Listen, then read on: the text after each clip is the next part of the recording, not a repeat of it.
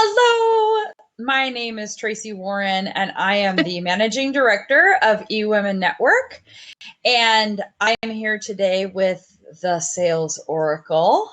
Oh, sales angel. But I like oracle too. I don't know where that came from. Tracy Kay. And the reason we started these blabs is because I wanted to highlight members in our chapter in Snohomish County. And so I'm here with Tracy today. And thank you for having me. You bet. Of course. This is so fun. It allows me to get to know each of the members better, you. And if I can introduce you to some cool people outside of our neck of the woods. Yesterday we had, I was on a different blab and we were talking to a gentleman from Morocco. So that was kind of cool. Just, I think blab really is a pretty international platform. And then what's cool is after we're done with this, I upload it to YouTube. So it's another way to continue to grow your reach. Oh, and he left. Okay. Bye, dude. That's fine. So I'm taking a deep breath.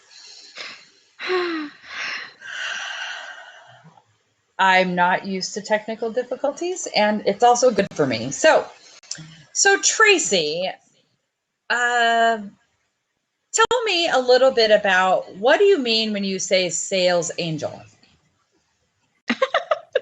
Okay. Or a lot. I mean, what does that mean? How do you work with people? Tell me about yourself. Oh, okay. So what it really is just that I believe that we can create anything we want in our life. There's limited thinking that blocks us from having exactly what we want. We can create the lifestyle we desire. And I think it comes best through entrepreneurship, but some people can create it through having a job. But for me, it's through entrepreneurship. And when you're an entrepreneur, you need to be able to master sales. And I think that sales is love. And so it's just really a mindset shift in how you look at it. And it's really our spiritual path to serve others. And we serve them most when we actually have that conversation with people. So can you tell me a little bit more about what you mean when you say sales is love? Sure. So if you're a true entrepreneur, you're pretty much walking around all the time looking for problems to solve. And then you're getting all these business ideas, right? Oh, that's so funny. Wait, get out of my head, would you? Yeah. I mean, it's almost like if you're not an entrepreneur and you're spending, you don't understand it. So it's like I'm constantly coming up with business ideas, business, angles, marketing ideas. And it's all based on seeing problems other people are having. I mean, it can be small things like a hair tie that you can buy on the TV for $19.99 and you get two, plus you get also a free razor. So like that's a small problem that a hair tie company is solving, or like the pool noodle, right? That's like a small problem. But it's a problem. People were floating around in the pool and they were like, I don't want to lay on an air mattress and that takes too long to blow up, but I would like to float in the water. And so then they came up with a pool noodle. Right? So it's like a small problem. But then there's big problems. So like how do you increase your sales, or how do you cure yourself of allergies, or take care of your pet while you're gone? Those are maybe bigger problems. Or even how do you solve national debt or refugee crises? So then there's bigger problems. So by solving them, you're saving people's lives, or you're helping them, and then that's love. Okay, that's fair. So, I'm going to ask you some questions that I already know the answer to, because you and I have chatted, but as a way to introduce you. But so how do people work with you? Like, what does an engagement look like when they're working with you? Sure. Do they work with you in a group? Is it one-on-one? That kind of thing. So right now, I'm mostly working with people one-on-one, and the best way for me to work with someone is what's called a VIP day or an intensive. So it's a half day or full day, usually in person. I come to them, or they come to me, and it's usually in some beautiful, luxurious setting, and we're mapping out exactly what they're needing. And it's just awesome. Who doesn't want that? You get pampered, you leave the day having exactly what you need solved. So that's usually how people are working with me. Then there's some follow-up calls afterwards for people who, need some help as they integrate or implement and go out in the real world. Right. So what is a transformation that people experience during their VIP days? Like, what is the burning question that people have in their head, or what is the challenge that you really solve for people? Is it that I don't have enough sales, or I'm afraid of sales? Like, what is it around sales and you being the sales angel? So usually it's there's three different types of people that I market to. So there's the woman who is still in corporate, who has a side hustle. Maybe she's a coach or healer, but she's doing this on the side.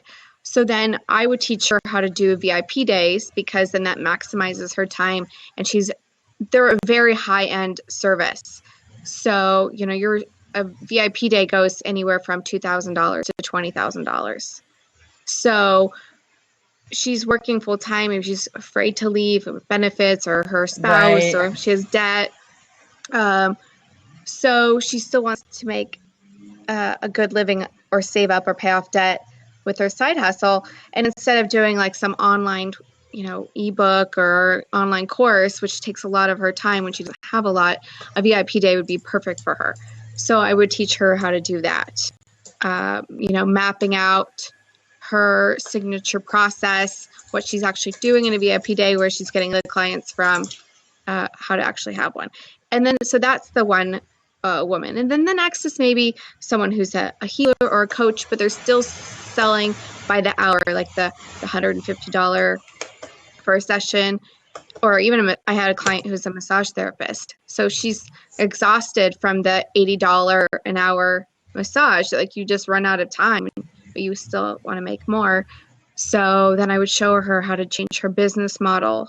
So I guess really what I'm teaching people is business models that would maximize or leverage their time. Oh, and then, awesome. Yeah, so I guess that's really what I'm teaching them. So in some instances, people are coming to you, they're saying, right now I just feel like I'm trading time for money. Right, Can exactly. I do differently? Yes. Okay. Exactly. Right. So how did you help the massage therapist? So what I believe is that everyone has a brilliance. This is secret brilliance that only they have. And so all you have to do is just pull it out of them, and then you can turn it into this exclusive one-day offer. So whatever she's doing with people in the massage is different than everyone else's massage. And there's something that she's doing that she can do for a day with somebody. Nice. That makes sense. Yeah, that makes total sense. Well, and that's kind of why I asked, because in a massage therapy situation, that they're typically trading time for money. They are, and it's hard work. It's very physical, and it breaks down your body. So doing massage for years on end really is not, like doing it for 8 hours a day. It's not impossible. Well, and it's not sustainable, right? Right. Because you're not going to have that many customers. So what brought you here? Like, how did you get here? That's a good question. Oh my gosh. I've always been an entrepreneur my whole life. It's in my blood. I sold little funny things when I was a kid to make money to buy Beach Boys tapes on vacation. Nice. So because I didn't really get a lot of allowance, and I really wanted these things. And I think that's where entrepreneurs, then I went off and had a job, and I made, whatever first starting salary is, whatever, 25,000, 30,000. And I was like, I want more money than this. I want things. And so I was like, I had to figure out how to get that. So when it really happened was I just off the cuff, fell in love with this beautiful Swiss man and moved to Switzerland. And I didn't speak the language. I didn't know anybody. And luckily I got a job as an English teacher. And I didn't make enough money because I was a foreigner. And they have like their school, it's like for a few hours a day, and it's like 4 days a week. I mean, they're never in school. They have spring break, winter break, and it was just I wasn't making any money. So I needed to start a business. So first I started my own English school, and it was a brick and mortar English school. Wow. Yeah, it was crazy.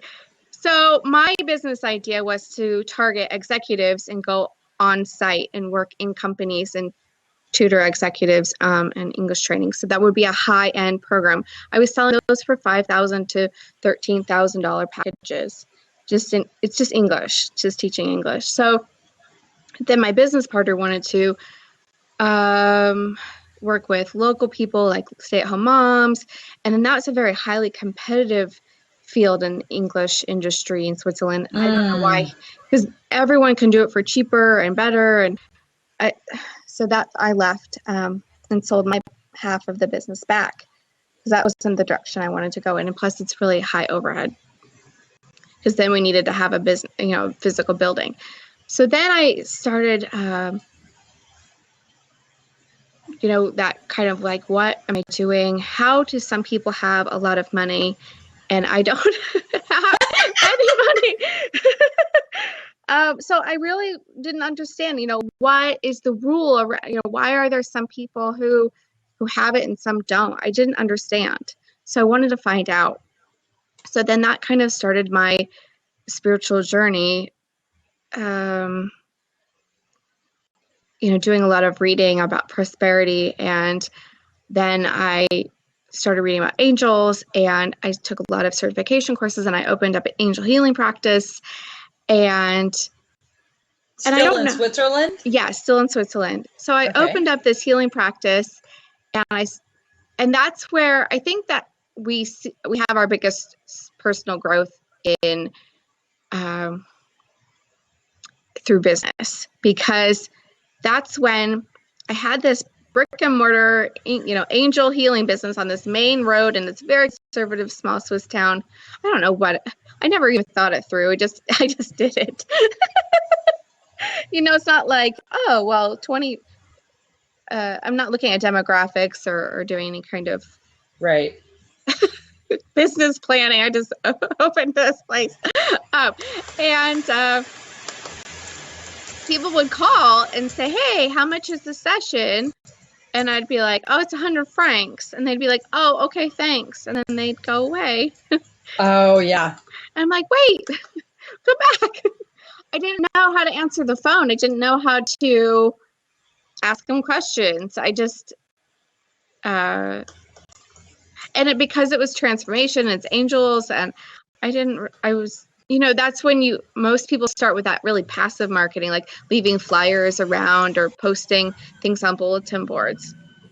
And that stuff works. I got clients, but it wasn't enough to be sustainable. So then I started to learn more about marketing. So how do you do this? How do you answer the phone? How do you get people you met at a talk you gave to come right away to see you and not wait until their birthday?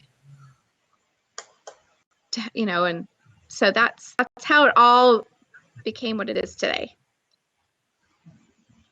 And what brought you back to America? I got a divorce, and you didn't want to stay in Switzerland anymore. No, I enjoyed my time. I was there almost 8 years. But yeah. What other kind of life lessons did you learn in Switzerland that you've gotten to put into practice in your current business? So that's a good question. So I I moved to a foreign country, not knowing anyone except my boyfriend at the time. I didn't speak the language. I didn't speak German at all. I learned it while I was there. I'm fluent now.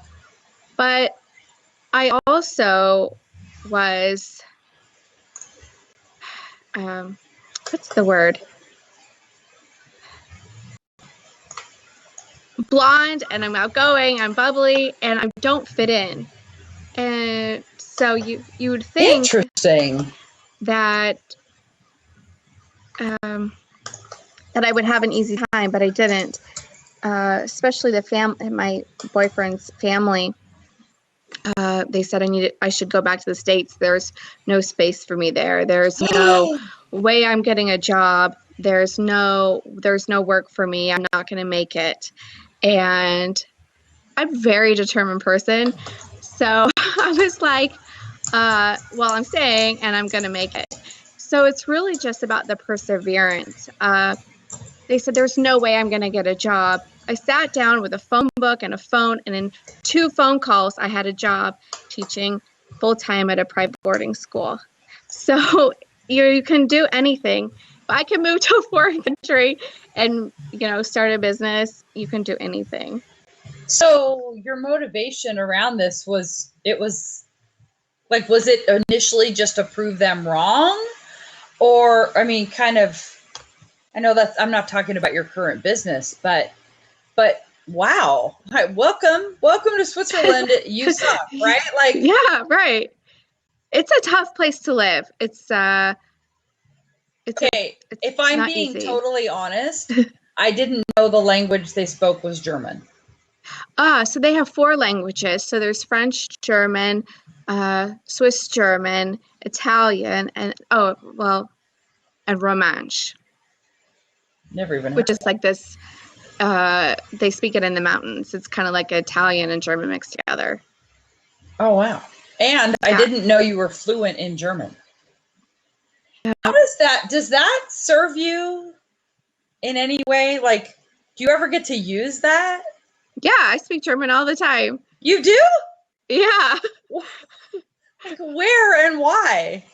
Well, because I think it's part of me. So it's kind of funny. So when I was moving back, I was getting divorced. I was super lonely and I was in a bad mood. So you can imagine I wasn't really very friendly. So I was in Switzerland and I knew I was moving back and I was living in my apartment by myself. And I was ready to, meet someone new. And so I joined an online dating site. And I met my husband, my now husband, online. And I wrote on there something like, I live in Switzerland, I'm moving back to Seattle. And then I wrote some stuff in German. And my husband is German. His whole family is all German. Oh. But I didn't necessarily mean that I would meet a German guy. Like, I just didn't know that. And so, they're all his whole family they were immigrants from Germany, around in the early 20th century. And they spoke only German. And so it's really funny. It's like a soul group. Wow. It's just part of my soul, I guess. My mom was married 4 times. Her second husband, his last name is Gutman. Yeah. And as I recall, they weren't married very long, but I did meet his parents and they were very German. They lived in New York. Yeah. And okay. I remember Hava Nagila and dancing around but I was, I was 4 years old, 5 years old. But with a name like Gutman, that's pretty German. Anyway. So I posted a link to your website, which is beautiful, by the way. I love that picture of you on there. Thanks. Let's see. So I know you through networking. So what role does networking play in growing your business? So it's a good question. It's part of It's part of my marketing mix. So I think that people need to identify 3 core ways that they attract clients to their business and then stick with them. And usually something that feels really good and is easy.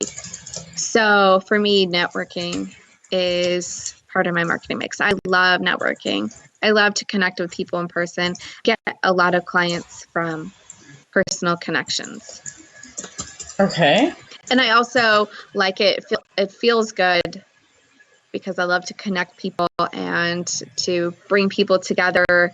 That feels really good. So like connecting you with somebody else. Right. I just had a girlfriend who's hosting some empowering women and girls event, and I could connect her with 2 people instantly that would be perfect sponsors for her event, exhibitors. It wasn't a match for me, but it was a match for these other people. So things like that just feels good. So I like to do that. That's part of networking too. Yeah, absolutely. That's why I'm in the role that I'm in, is because I love to connect people. So who is your ideal client? Do you have a niche, or what does that look like for you?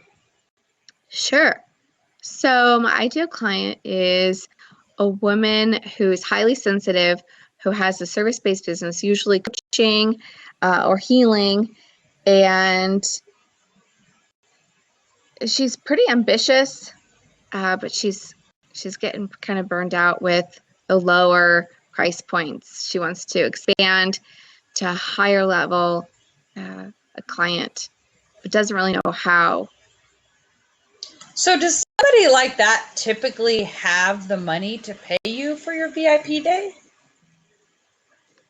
Yeah, I guess they do. I guess they find they make it happen.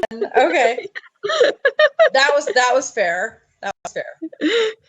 I was like, yeah, I've done a VIP day with somebody, and yeah, I do payments, right? Because of the way she does there's a hawk. Anyway, I live in a space where I can see trees and stuff, and we have all sorts of birds and fun wildlife out there. So let's see. If somebody's watching this back, what do you want them to know about you that they might not know? Oh. Well, I don't know if it's, what would they want to know about me? I think a lot of times they want to know more about how,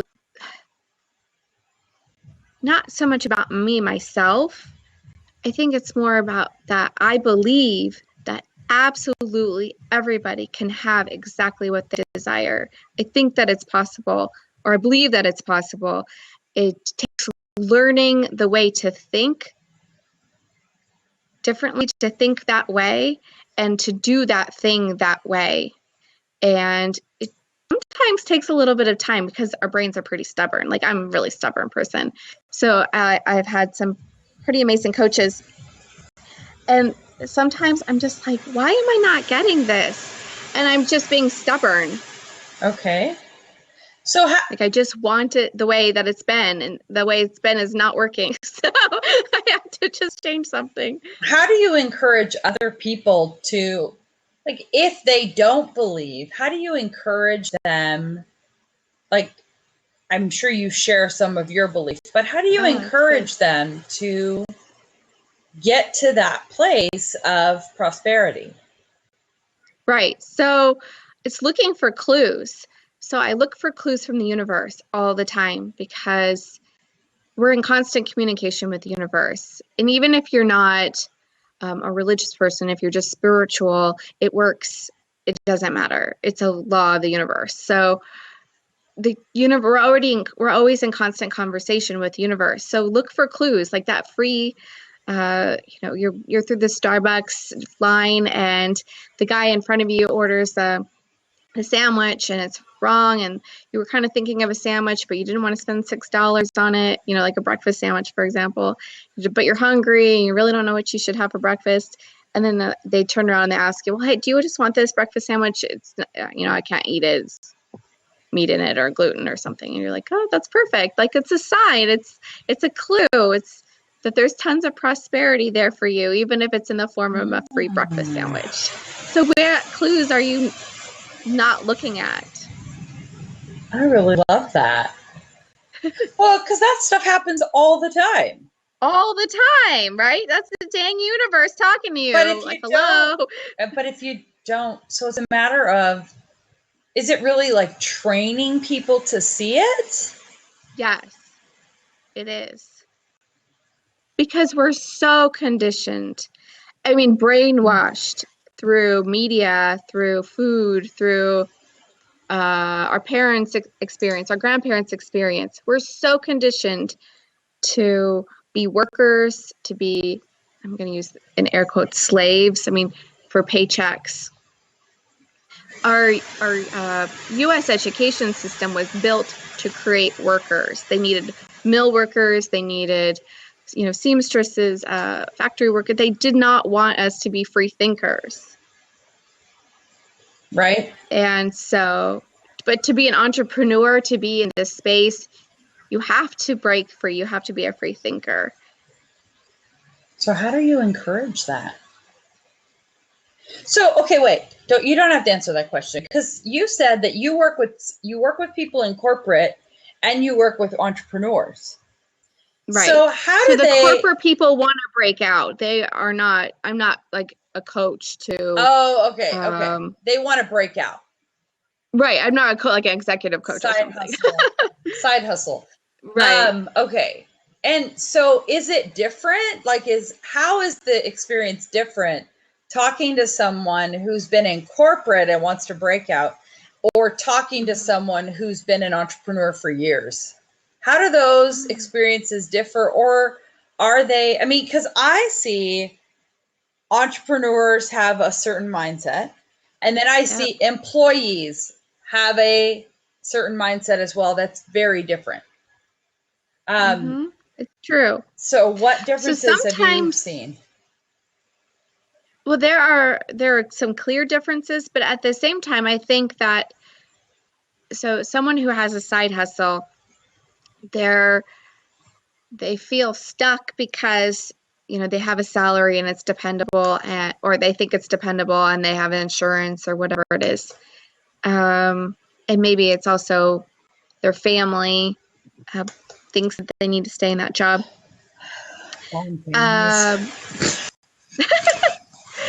And then you have the entrepreneur, but they also can get kind of stuck in a rut. Just in my own personal business, you kind of fritter away the day. Like I'm doing something on my website, and then it's noon. It's time for lunch, and then I had to go to the grocery store. Yes. Like, what do I? And then my husband comes home, and then we're spending the evening together. And I'm like posting on Facebook a little bit like that. So it's like sometimes we act like employees too. So, but yeah, I think some of us have more of an expanded mind. Right. Because what? Yeah, I used to work in corporate. I worked, and I had no one would believe this. I worked in a job where I worked 9 to 6 every day, Monday through Friday, and I sat at a desk, and my boss's desk was across from me, and I had to sit at the desk all day, and I couldn't talk to anybody except people who called on the phone. So, like, do you believe that? I did it for like a year and a half, and I was like, oh, this is not going to work. And it was like admin. Yeah. I wasn't even. That's a wrong job. That's yeah. My last desk, quote unquote, desk job was 20 years ago. And I did bookkeeping, and I did really? Yeah. Yeah. And we did that. And we did it. And at the time, that was right when I had my son. So what we did was I worked 7 to 3, and then my husband would come downtown, bring the baby, and then he would work 4 to 1. So it was great for the kid because he was with us all the time, but it was horrible for our marriage because we didn't see each other. Right. And anyway, that feels like an eternity ago. And I just had a meeting this morning where we jokingly say, and I'm sure you may have said this before too, that we're certifiably unemployable. Like, nobody wants to be my boss, I promise you. Yeah. Yeah. And yet there are times when, as entrepreneurs, we feel doubt, right? And we go to Craigslist and say, okay, what jobs are out there? And then we go, wait, no, seriously? I don't know if you've, Of course. I cannot work. You get those times. I cannot work for $15 an hour, or right? Like, no. Well, then they want you to jump through all these hoops. So I've sat there and you're on there and you're like, okay, well, I could do this. I could be a marketing rep for this, ad agency, or I don't know, whatever you look at, and you're like, I could do that. And then you look through all the requirements, and then like, oh, and you have to do this and you have to do that, and please send in resume and a video and who knows what. I'm like, oh my God, if I'm doing all that work, I'll just market my business. So what do you think gets entrepreneurs to that point? Like, what makes them feel like, I just can't do this anymore? Oh, I think it's usually you feel alone, and someone told you no, or you kind of depended on a client's payment, right, and it didn't come through, or you went to a networking event and everyone was kind of rude, or I don't know. And then you just think, maybe this isn't for me. But it is. It's for you. Is part of the work you do with people helping them deal with that no? Yes, for sure. The no can mean a bunch of different things. Okay, so what is one of your pieces of advice around the no? Okay, so the no doesn't just come from nothing. The no happened weeks before in your own life and in their life. Does that make sense? Okay, so let me give you an example.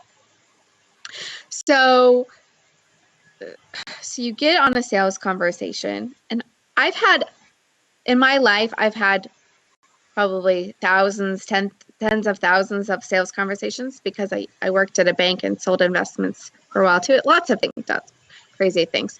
So, I've had a lot of sales conversations, and I've had a lot of I can't afford it, and I've said a lot of I can't afford it.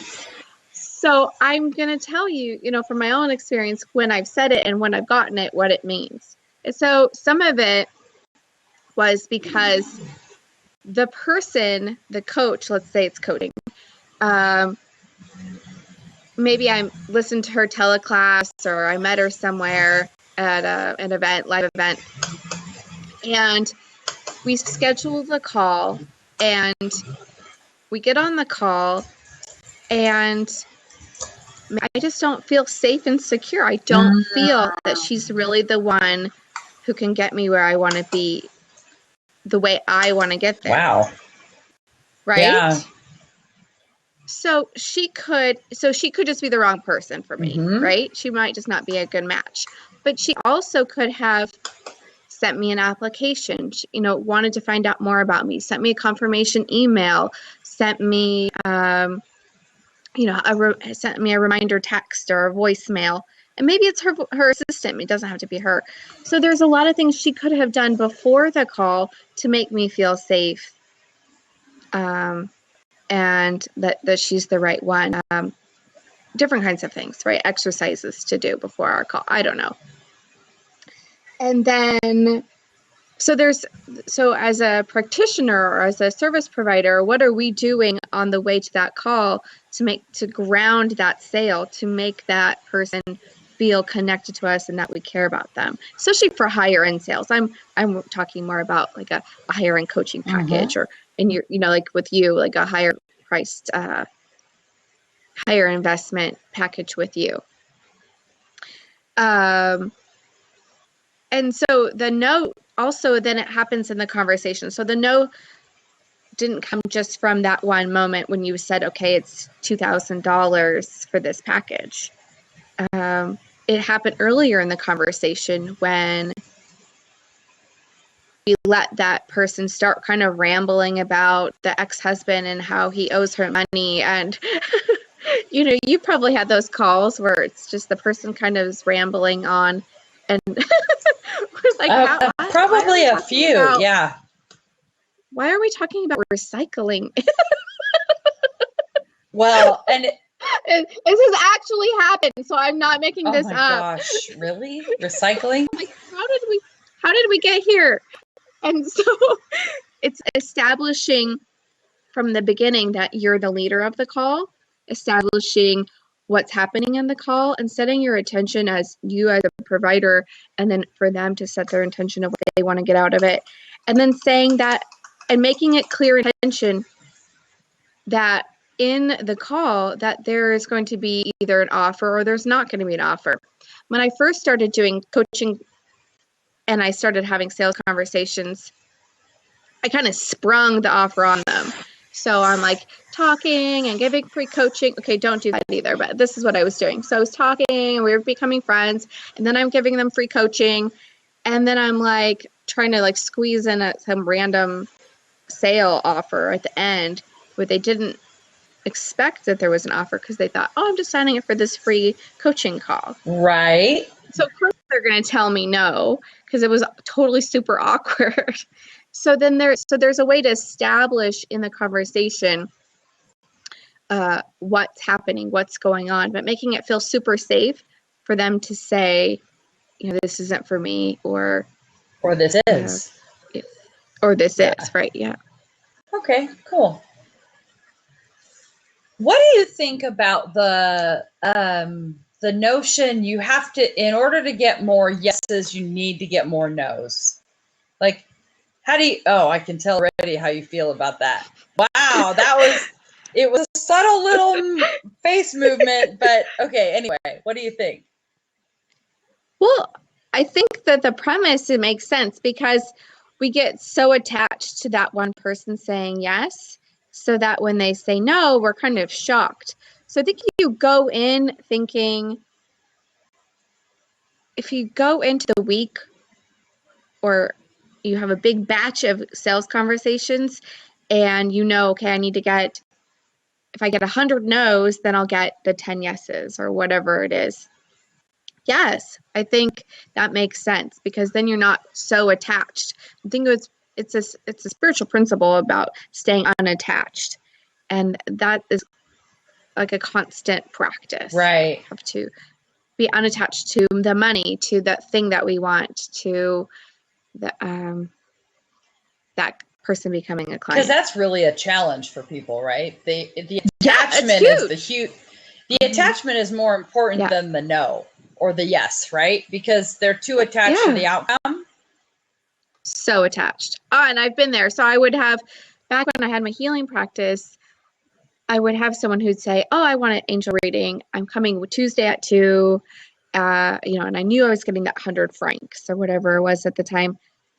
And so the whole week, I'm like, I'm getting 100 francs on Tuesday. I'm getting 100 francs on Tuesday. And on Tuesday, I'll be able to pay this phone bill, buy groceries or whatever it was, right?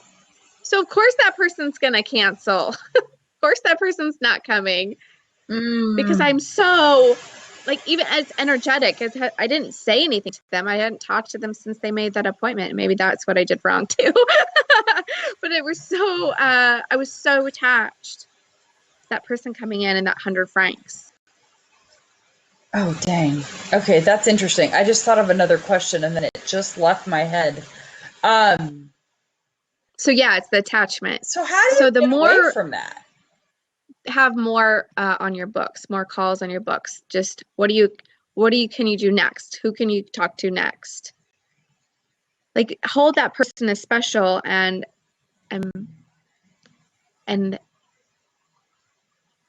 really like a sacred appointment, and do all of the things you need to do to make them feel nurtured and safe.